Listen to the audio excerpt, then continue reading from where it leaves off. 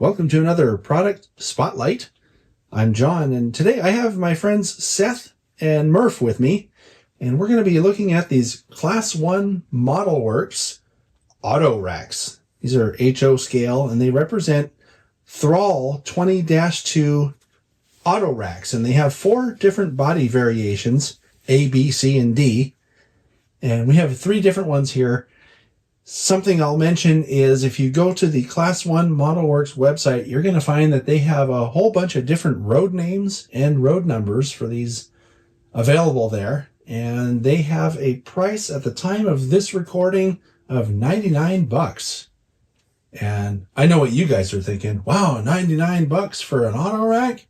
That sounds awfully expensive, but wait till you see the details on these things because they're pretty ridiculous. Anyway, thanks guys for coming, and let's get started.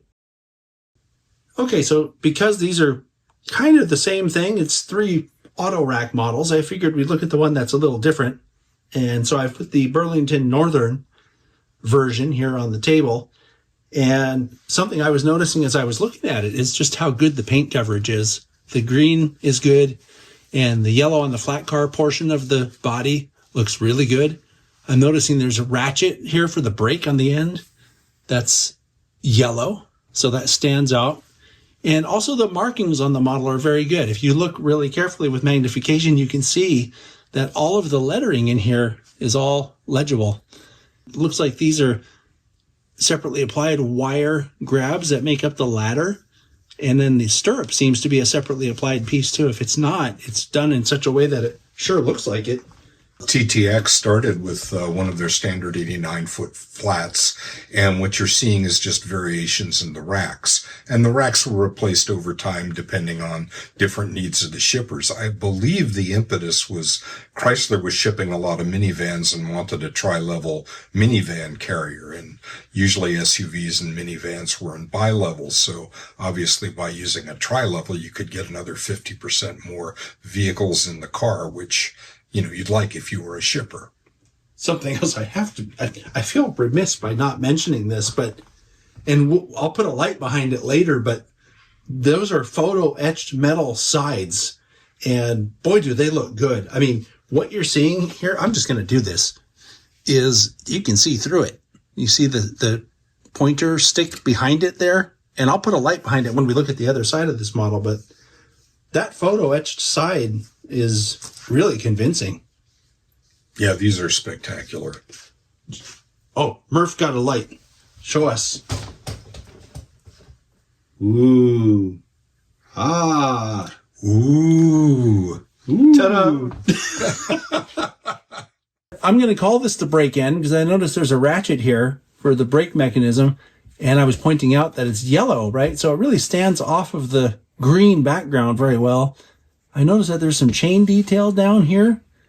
And yeah, this is definitely a separately applied piece here where the stirrup is. Mm-hmm. That's pretty cool. And looks like the coupler levers around here also are all separately applied. And then the other thing is there's actually a air hose down here with an actual silver coupling. Let's see if we can get that up off of here so you can see it. If I quit shaking so much. I think they make medication for that, Murph. I doubt it. I'm just getting old. So we're going to have a look at the other side of the car, and I promise to point out some differences. And as the 3 of us are looking at these models, when you first pull them out of the box, you're just like, oh, it's auto racks. They all look the same. Oh, no, they don't. Yes, they really don't. So one of the first things Murph mentioned is this Conrail one actually has painted onto the etched metal logos, right? There's one here and there's one further up the car off camera right now. Whereas the Burlington Northern one has only one logo on the side right here. And it's actually on a solid piece of what would probably be steel in this case, because it's on a rail car. And then the other one, which is on the other side, that Vanna White's going to bring in, has no logos on it. So that's a difference right there. And Murph, what were you saying about the uprights there? If you look at the uprights here, there's a difference in the configuration at the very top versus Here we just have solid uprights. Uh-huh. And then over on this one, we have a slightly different upright with some kind of, I don't know if those are grabs or something up near the top that are molded in. Yeah. I don't think they're grabs, but they're definitely, it almost looks like an extension of the height or something. Yeah. So you were saying, Seth, that you think that the fourth version has a different height altogether? Yeah, I believe the material that Class 1 provided suggested that these are 20-foot, 2-inch cars. That's probably where the 20-2 comes from. And the reason for the height, as we mentioned, was that Chrysler wanted to triple-deck minivans in them. However, the problem was that they were a little too high for the tunnel clearance on a lot of the eastern roads. So some of them were later cut down to, I believe, 18 or 19 feet so that they would fit through tunnels pretty much everywhere. Class 1's also offering those. So we'll just take a brief look at the A end here, and you'll notice that the brake ratchet detail I was pointing out before, right in this area here, is not present on that end, which tells me that's the A end. And you'll also notice, looking at it, that, yeah, all that same details there, including the separately applied, very thin wire uncoupling lever. And the air hose details there, too. Looks really good. One thing I will also mention is that the end doors look like they should open. They do not. So don't try to open them or you'll break something. So looking at the roof, you can see it has that sort of corrugated look. I think we see this on a lot of cars like this. Usually that'll take weathering quite nicely. Yeah, that's like the perfect opportunity to exercise your weathering skills.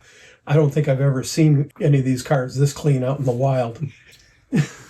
I'm not even sure I've ever seen the top of an Autorack, to be honest, and I've been in places, Get on a good bridge or in a cut, you'll see them, and you'll see rust streaks, in the hollows of the corrugations. And Murph and I were just talking about, one thing to do is to hit it with the old original dull coat, and then wait 20 minutes and give it a light overspray of ISO, and you'll get this wonderful let the miracle swapping. Yeah. Kind of white chalking effect you get, and it looks just like old galvanized. And these are working cars, so you're going to see that. So a quick question for people who don't know. When you say ISO, you're using an abbreviation. Oh, I'm sorry. 99% isopropyl alcohol. 97 would work also. Right. So what are you saying? You put that into your airbrush and spray it on? Yeah, airbrush or even a small spritz bottle. Yeah.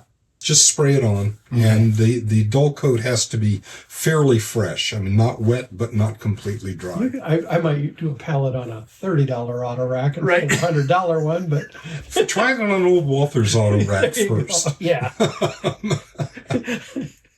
And here's a look at the underside. And, look at all this brake rigging stuff in here. That's a lot of stuff. That's amazing stuff. And it's continued on the other side. Well, there's even more. Yeah. Look at that. You can see that. I was just mentioning, boy, a little light dusting with some grime on the bottom there would make all of that pop out really nicely. Sure. Wow. And I'm also noticing that this air line goes to the hose. It actually connects to the hose that's in there. That's pretty cool. I mean, sometimes it looks like somebody put an air hose in afterthought, and I don't know, the air magically goes from the end of the molded piping to the, carefully done air hose. This is connected. Yeah. Well, that's like what I was talking about before when at the start of the show, I was like, it's $99, but you wait until you see why. And it's all this stuff. That's a lot of parts and pieces, and that all has to be assembled by somebody. Yeah. And I always tell people, if you see a car like this and you're scoffing at the price or whatever, think of how long it would take you to do all that work and then figure out how much your time is worth and then reevaluate if you think it's... And for some people, they enjoy doing that kind of thing, and that's great. But, man, for an off-the-rack, ready to roll, this is just a ton of detail. Yep. Also, I'll take this moment to point out that, of course, it has... a car of this stature, if you will, wouldn't have anything but metal wheels. I believe those are 28-inch scale metal wheels. Just really nice. The model weighs about 8 ounces. So according to my cheat sheet, it looks like it should be, I don't know, what, 7.5 or so? Something like that, according to the NMRA. So yeah, we're right there within a half ounce, looks like. So I have to say, guys, that the level of detail is exactly what I expected, actually, from Class 1 Model Works. They've sent a number of cars now, and the models they send always look like this. Yeah, they're extremely detailed models and they basically have all the bells and whistles. Usually there's a new bell or whistle we hadn't seen before on each release. Yeah. One great example of that is, and they've released this now, so I can actually mention it, are the rotating fans on the new GP40s. It was funny, I heard that there was going to be another GP40, and I was kind of like, oh, well, just what we need, another GP40, right? Because everybody has a GP40. But theirs are different, and if you haven't seen it, look for the Class 1 Model Works release information about their new GP40s with working rotating radiator and dynamic brake fan blades. It's pretty cool. Yeah, something got my pre-order in. Did you? Yes. It's something that I've always said, it would be really cool if someone did this. And I guess someone had done it before, but it wasn't as realistic as the ones that are coming. And hopefully we'll be looking at those sometime in 2026. So yeah, pretty amazing work. Anyway, Amazing work. Thank you very much, guys, for coming and doing this. I always have fun doing these spotlights with other people because it's not just me yapping at the viewers. Great job, Class 1, and we'll see you all next time.